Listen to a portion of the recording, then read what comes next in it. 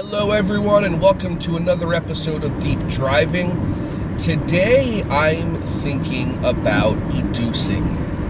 And when I say educing, I don't mean educating. If you look up the Latin root of education, it's educing. Look it up and you'll find out it says to bring out, meaning to take from the child or the adult that you're teaching and have them bring things out from themselves to create an experience of education.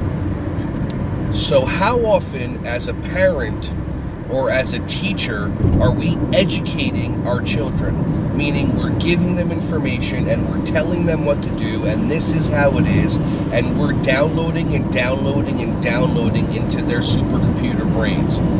As opposed to how often are we educing from our children? How often are we asking them questions?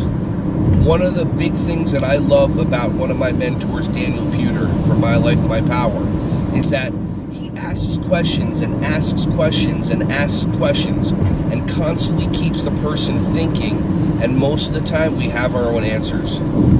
So try asking questions. Maybe reduce your educating. Estimated time in traffic, 17 minutes.